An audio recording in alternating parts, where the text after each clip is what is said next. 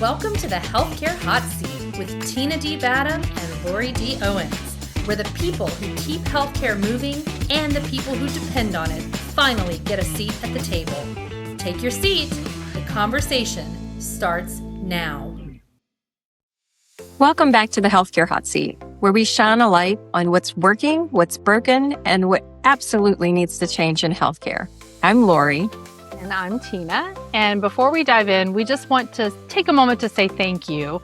We want to thank you guys so much for helping us to grow this community. It's hard to believe, but we've surpassed 1,000 YouTube subscribers in under 2 months. And that tells us something really important here. And that is that people are hungry for these honest, practical conversations about healthcare. You're showing up, you're sharing your stories, and you're helping us build a community that wants better. And we are so grateful for that. And today's topic is one that touches every corner of the system. Hospitals, home care agencies, senior care communities, and families trying to navigate care at home. We're talking about accountability in healthcare, what it really means, who holds that responsibility, and how we can create a culture of clarity and communication without conflict. I have the perfect guest joining us today, Jill Valdez. She is a consultant, leader, pastor turned business strategist, and an expert in helping small healthcare and senior care organizations build strong accountability cultures. She brings a rare blend of compassion, leadership, insight, and real-world operational experience. Jill, welcome to the hot seat. Thanks, Lori. Thanks, Tina. It's great to be here. So, Jill, your background is incredibly unique. 17 years, right, in ministry, then 8 years of consulting with small businesses, especially in senior care.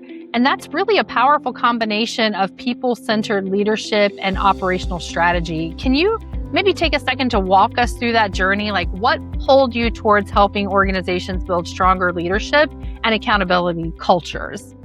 Yeah, thanks for that. And you know, when I was pastoring, I tell people that all of my staff were volunteers. I didn't get to motivate them with a paycheck, and yet I needed them to show up. They needed to come in and be a part of what was happening, because if they didn't show up, I was scrambling, I was filling those slots, or I was pulling somebody out and saying, "Oh," and just plugging people in.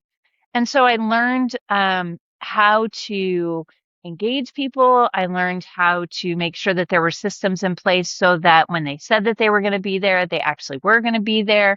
And when I left full-time ministry, I thought that businesses already had all that figured out, because typically church leadership tends to be a little behind in the times.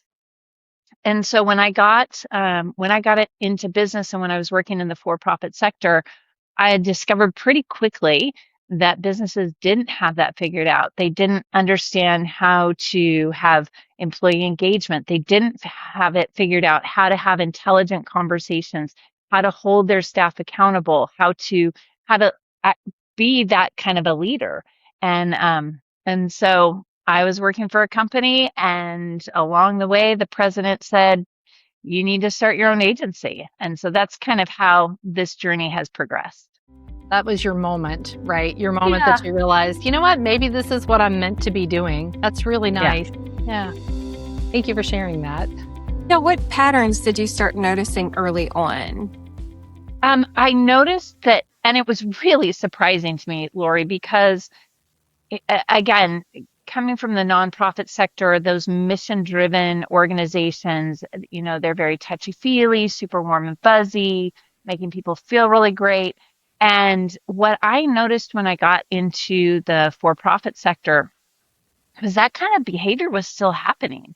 It was, oh, we operate like a family. We're a family here. And what that meant and what that tells me when I hear somebody say, "Oh yeah, we're a family," what I hear is there's no accountability. There's a lot of false harmony, and the hard conversations are not actually happening. And that really surprised me. I would have thought that very much that was not the case.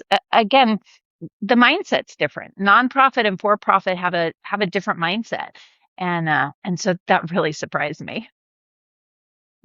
That is Very true, though. It is something, unfortunately, we see across the board, and it doesn't matter what type of organization it is. Yeah. But Well, and what's so funny is like when they're like, "Oh yeah, we're like a family." I'm like, I know what my family's like. I don't know that I want to be a part of that. I've got enough of it. Thank you very much.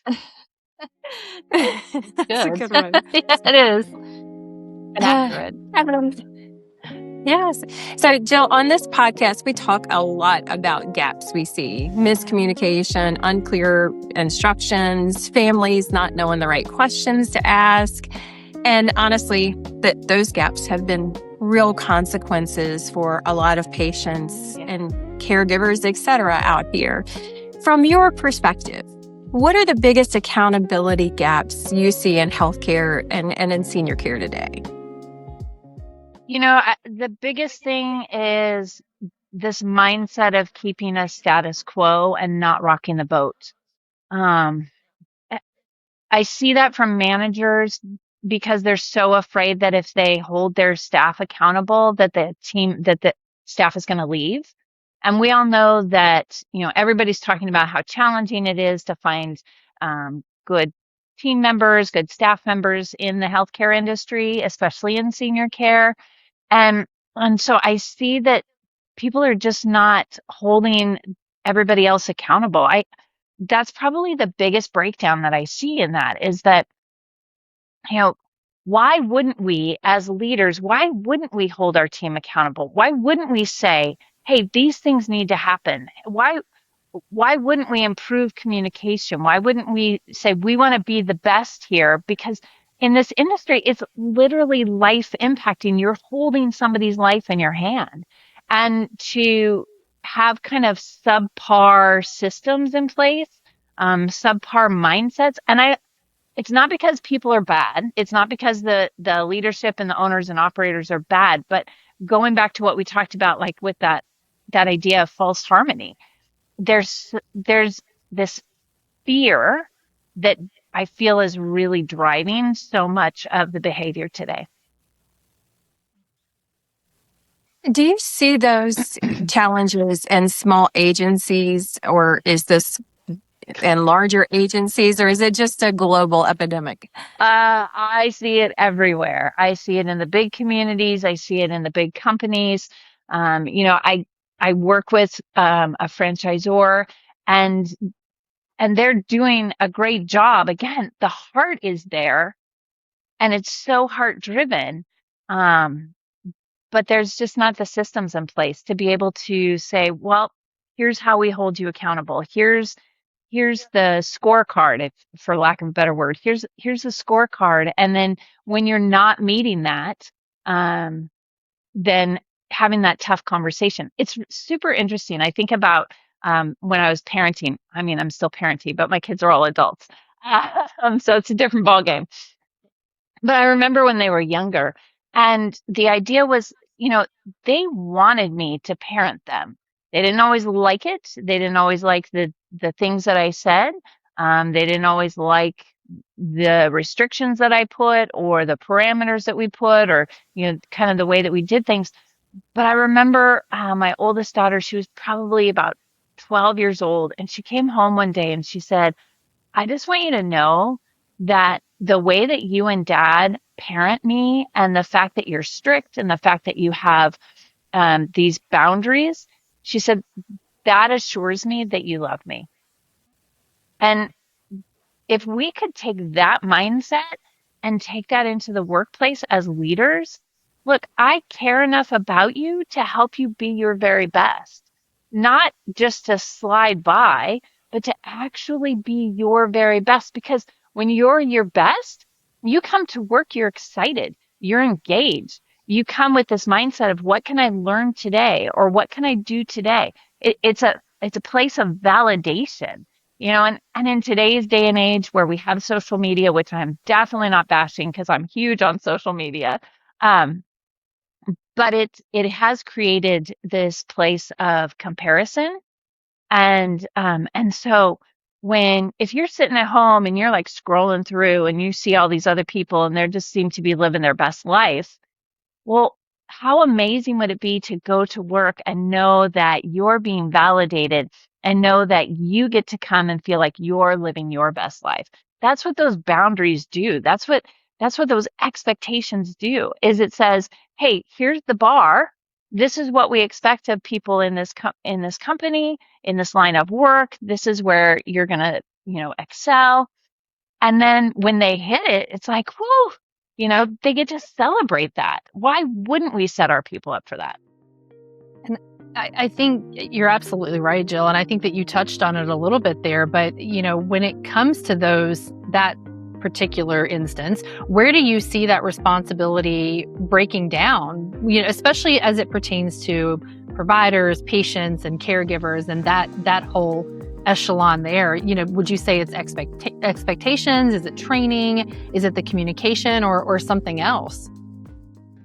I think it's a combination of all that, and I think that part of it goes back to how we're developing leaders, especially in the senior care space.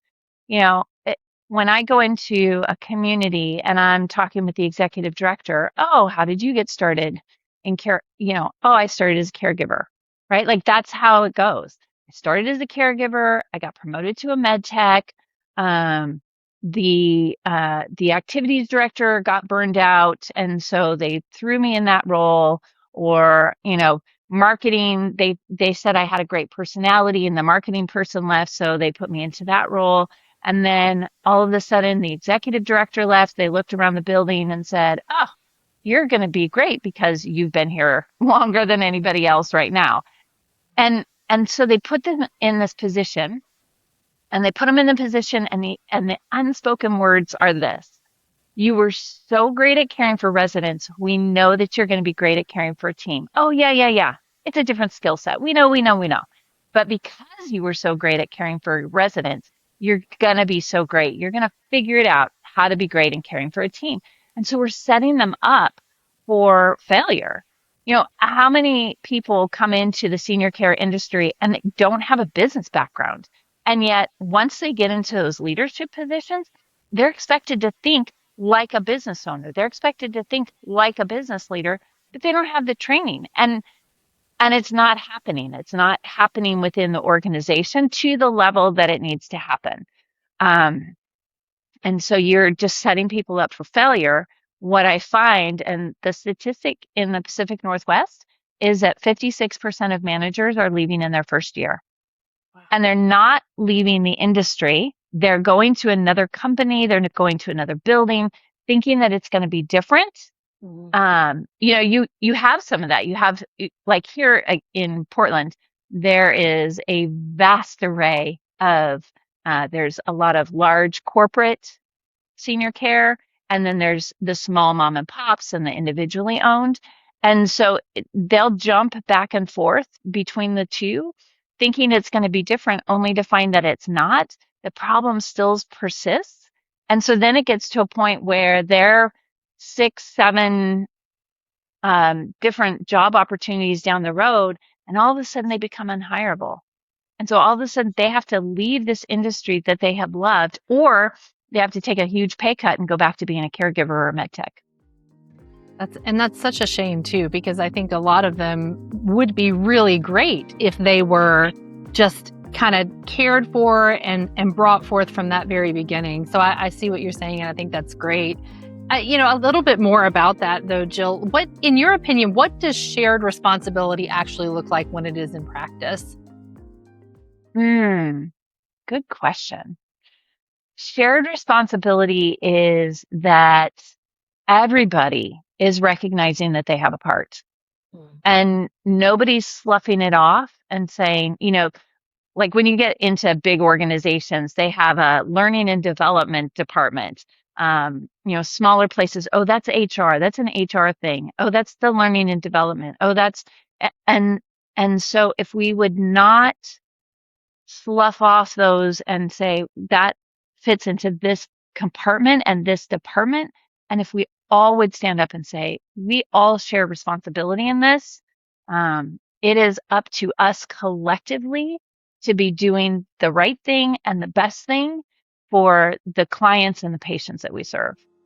And I think it's amazing that you said that, because I spent a brief blip of my career as an HR director and was not my most favorite job. I went back to healthcare really quickly, but it was in a different industry altogether. And I will say, you talk about that team development and those things. If somebody would have said, hey, well, go see Tina, she's the person who's in charge of that, and they would have come to me, I would have just been like, what is it that I'm supposed to do? I don't even know that, because it's not something that's actually a directive. I think they have the expectation that it's happening, but really nobody knows who has the ball. The ball is just out in the wind somewhere, and no one really knows how to catch it or get it so that they can pass it on to someone else. I think that's a big part of the misunderstandings that we see within that, is nobody really knows who's responsible for what. And I love that you bring that in there, because I lived that a little bit. So I do understand. Yeah. Yep. Well, and ultimately, I mean, look, John Maxwell told us, 30 years ago? Oh my gosh, that makes me feel so old. John Maxwell told us everything rises and falls on leadership. That means that it ultimately falls on whoever is the top dog. It is their responsibility. And to say, well, I'm focused on other things, it's just not a viable excuse. I couldn't agree more. That's Lori still says that a lot. I've heard that. I'm very familiar with John Maxwell on myself. Yes, it lives on. Absolutely, yes. So, Jill, on this show, we've talked multiple times about the shared responsibility, and whether you're a caregiver or you're the patient, taking that ownership and being accountable to make sure that there is clarity for you. So from your experience, though, working with care teams and working with families, what does accountability actually look like on the provider side? So what should healthcare teams be doing on a consistent basis? Well,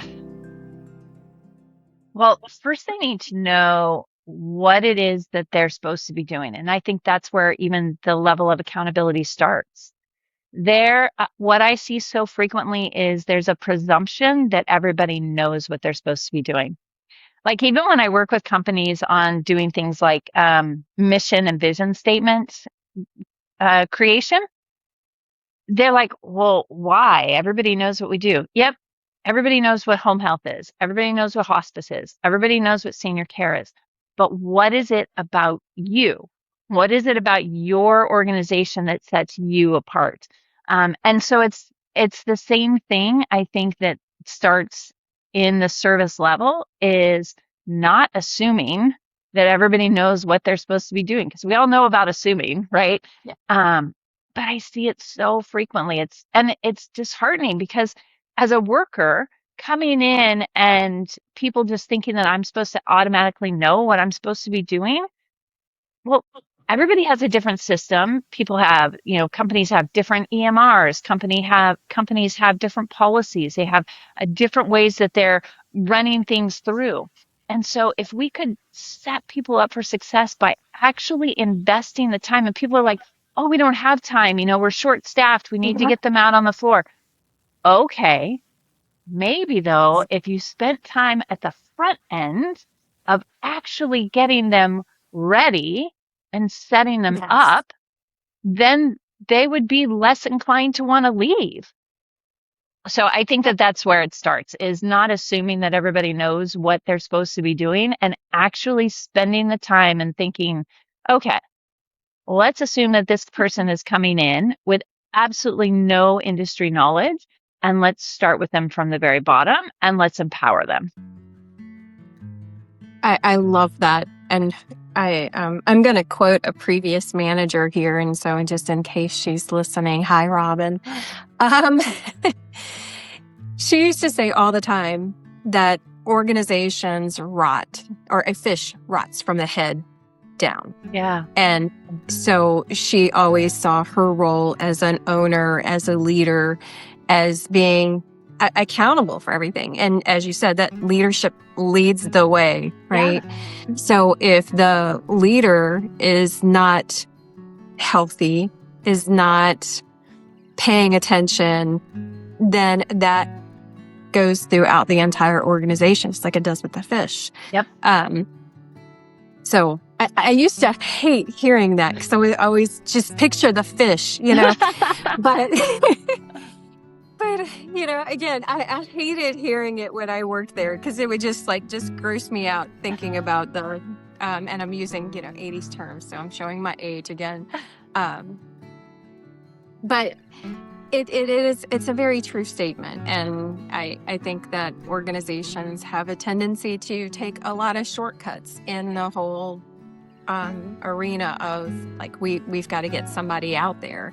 And when we think about what COVID did to all organizations, especially in healthcare, where we did have a shortage in staff and we had quick turnover in people and trying to bring people on and pushing clinicians through school, and it is really, I think, added to the environment of where we are today.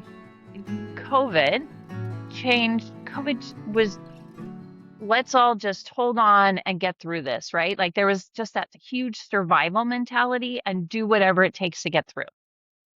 But what I'm seeing is that mindset is still in place. And it's like, we don't have to be that way. We're not in survival mode anymore. So stop acting like it, because what's happening is now you're perpetuating this and you're perpetuating this behavior.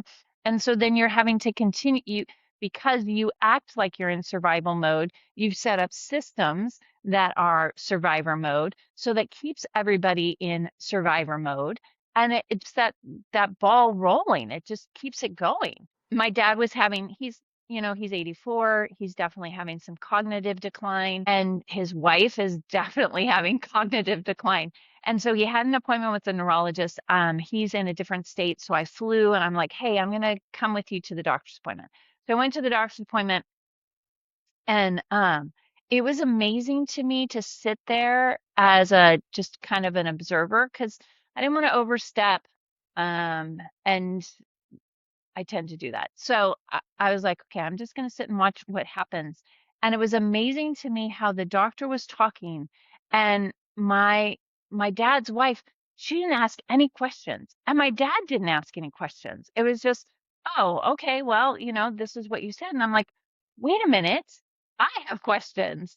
And so then I started asking questions, which then prompted the doctor to ask more questions. And because of that, what could have been a diagnosis of Alzheimer's actually turned into a more accurate diagnosis of a traumatic brain injury. My dad had a few falls. He had a fall like 6 months before, and he had radically hit his head. He had some neck situations going on, and so he had neck surgery. The neurologist didn't know any of this. It wasn't in the charts. And so he would have never known, and he would have sent my dad down this path that was not appropriate. Whereas because I asked questions, it caused him to ask questions. So to stop assuming that once the statement is said, that's the end all be all. Be curious, Ted Lasso, be curious, not judgmental. Be curious, ask questions. Tell me more about that. Why, it's okay to even say, well, what is it that you're seeing? Like as a patient, as a caregiver, it's okay to say, well, doctor, what is it that you're seeing that makes you think that this is what's actually happening? Right. So. Wow, Jill, that is such a different path. Yeah. And thankfully you were there and were able to ask some questions that corrected that. So that's amazing. But unfortunately, we hear stories about that all the time from family members and their healthcare experience, where information is either not communicated clearly or fully, or is just not shared. The patient doesn't think to ask questions or doesn't think to share information. And so next thing you know, we either have the wrong medications, or in your dad's case, it could have been completely the wrong care plan. Yeah. What questions do you think patients or caregivers should always ask? You gave a couple of great ones, like, I would say even what asking, makes is you there anything think else that that this this could is possibly be? the path that we need to go down, or believe we that? What we else live in a do you day and have? age of information where, you know, 20 years ago, 30 years Mhm. ago, everything that there was a limit on what we knew and how we diagnosed. It, it's now with all of the information that's available, how much more that we know about the human body and about the mind and about aging and all of those things, asking that question, is it possible that this could be something else? Um, and then even having the courage, I guess, for lack of a better word, of saying, so what are all of the treatment plans available? Which and then it's saying, in this situation, what's going to be the best one? My son, when he was 16 years old, he had a spontaneous collapsed lung. Uh, and um, so I remember we were sitting there, they tried to inflate it, it wouldn't inflate. So we had spent the night in the hospital, and the next day, a thoracic surgeon comes in, and he was telling us what the different options were of what we could do. And I just looked at him. I knew that he had a son that was the same age as my son. I knew that he played basketball like my son. Like, there were a lot of similarities. And so I just looked at him. I said, if this was your son, what would you do? And so all of a sudden it became very clear for him, oh, well, this is the treatment plan that I 100% recommend and think is going to provide you the best outcome. Same question going in, like if we're going in for, even if we're going in for ourselves, and we're sitting down with the doctor, if I were your mom, if I were your sister, if I were your grandma, um, what would be the treatment plan that you would be giving? And it helps it helps them, it helps the care team be able to take away it, just really narrow down, like, oh, well, that's a different question. Asking the question that way makes me see this in a different light and makes me see you as a human. Look, again, healthcare is very people or very numbers driven. And so doctors are seeing a high amount of people on a daily basis. My parents complain all the time. The doctor used to spend an hour with me and now he only spends 10 minutes with me. Yeah, because he's got 500 other patients that he's got to see today. Um, when you frame the question that way, all of a sudden it just helps them stop and slow down and be like, okay, I see you as a person. You you could be my mom. You could be my grandma. You could be so. Yeah. So, for healthcare providers, I think, again, kind of flipping that a little bit when we're talking about the providers themselves, in what you're talking about there, for those that might feel really stretched thin, you just mentioned it a second ago, that Yeah. doctor who has 500 other patients to see, or maybe they're just a little resistant to getting that kind of feedback from others. How do you Yep. think that leaders can create a culture where that accountability doesn't feel like blame? It is repeated patterns of behavior. It's repeating it and it's saying it over and over and over and over again. I'm asking questions because I want to get better. I'm asking questions because I want to know more. I'm asking questions because I'm not the expert. When you can continue to reinforce verbally through your face, and through your repeated actions that this is not an adversarial interaction, then you create this space where they will buy into that and they will start seeing that more and more and be like, okay, all right, I trust that what you're saying is true, and I can have that. One of the big terms right these days is psychological safety. I can feel safe in this interaction. I can feel safe in knowing that you are not coming at me as an adversary. You're not coming at me because you don't like me, because you don't trust me. There's a whole plethora of reasons of why you're coming to have these questions and conversation with And me. you would say, like, leadership's role in that really is to model that, right? To start out and be the model Oh, for it. Yeah. Yeah. absolutely, yes. Yeah. And that's the thing is, I've seen so many leaders. I remember when I was pastoring, like oh, I have to have all the answers because I'm the leader. I can't show weakness because I'm the leader. I can't invest in other people because I'm the leader. What a crock Yeah. of crap. Right. Well, no, you're right. And I think that's how you build that trust in those environments, especially where, like you're talking about that doctor with all the patients, or the patient who's just got really terrible news and they're trying to sort all of this through and the doctor's really in a rush to get to the next one. I think you build trust in those environments because you have to build it there, because these people feel overwhelmed in whatever it is that they're dealing with in their day to day. So building that trust is an incredibly important factor. So I really appreciate you kind of going through that with us. Probably one of the greatest tools for people who don't necessarily like conflict, who are afraid of questioning, who are afraid of maybe speaking out. But we have to. We have to speak out. We have to speak out in this industry. We have to speak out for the people that we're in charge of. We have to speak out for ourselves. As a worker, as a caregiver, to go to the doctor and say, I remember I was in memory care, and I was just, I was a lowly med tech in the memory care. But I had the PM shift, and for whatever reason, we couldn't hold on to a nurse. And so I was typically the one who was kind of holding down the fort. And there was this patient, and she had a lot of behaviors. And I knew that my care staff was suffering because nobody wanted to take care of her. I mean, she was pretty mean. Uh, we would walk away with scratches from our interactions with her, and I remember going to the doctor and saying, this is not good. And his first response was, well, she's on the right medications. You guys just need to change how you're interacting with her. And I was like, okay, I'm not about medicating somebody into submission to where they're just a lump on the bed, but we have to have this conversation.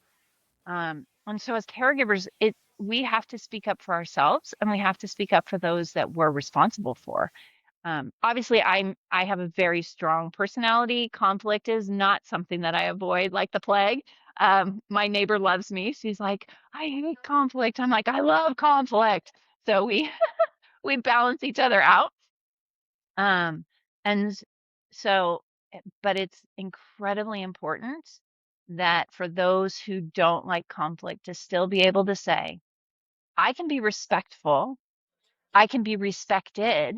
I mean, look, if you're in there and you're caring for somebody, or if you are the somebody, you deserve that level of respect from whoever it is that you're having that interaction with. If you're talking with a doctor, if you're talking with a caregiver, if you're talking with somebody in your community, or somebody in your home health team, you deserve that respect. And you also need to give that respect because they deserve that respect. If we like, that's probably the greatest tool, is having the mindset that everybody is worthy of being respected.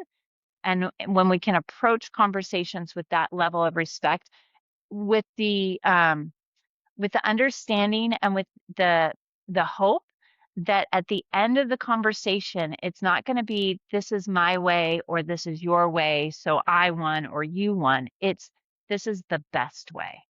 I think, what about for those care teams or healthcare agencies, Jill? One organizational habit that you can give them today, like a little pearl of wisdom, if you will, that they can implement this week to strengthen accountability and align with their core values? Such a great question. Thank you for asking. Oh, Yeah. it's my favorite. Listen, set up a scorecard. What does in the different roles, what does success look like? What does so think about so let's just think about senior care community. In a senior care community, um, for a caregiver, a care professional, what is the 5 to 7 activities that they need to be doing every week that says this is the level of what we expect from a grade A care professional. And then you set up a scorecard. and you just and then that person goes in and like says, oh, I did this, I did this, I did this, I didn't do that, I did this. That scorecard is such a powerful visual to look at. Okay, this, I see that, for 3 weeks in a row, you haven't been, documenting about showers. Tell me what's going on with that.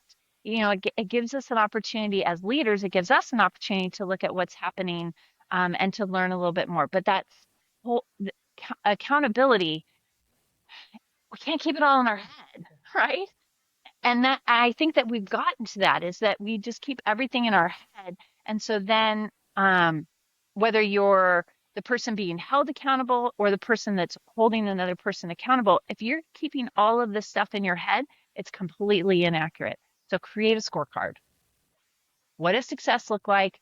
What are the actions that if you do this, if you do these actions, you will be successful? And then that way they can track it. The other thing too is, studies have shown that that improves employee engagement, because all of a sudden they're looking at how they're improving, and they can look back and they can go, oh, look at that. For 5 days in a row, I documented about, the work that I did, or whatever the thing is. And so they're like, oh, I am growing. I am developing. I am coming along. I'm doing a darn good job.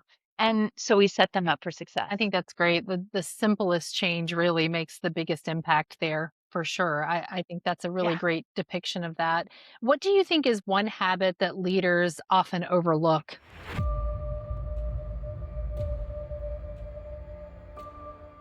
Having a space in their week to do the actions in regards to accountability, whether that be looking at a scorecard, whether that be checking in with people, whether it be checking in with themselves, holding themselves even accountable. I think that's the biggest gap that's missing right now, is just having a mindset that says, I need to be looking at the things that I'm accountable for. I need to help my staff or my team look at the things that they're being held accountable for, and see how they're doing. Again, we keep it all in our head. There's the massive assumption of, well, everybody knows what they're supposed to be doing.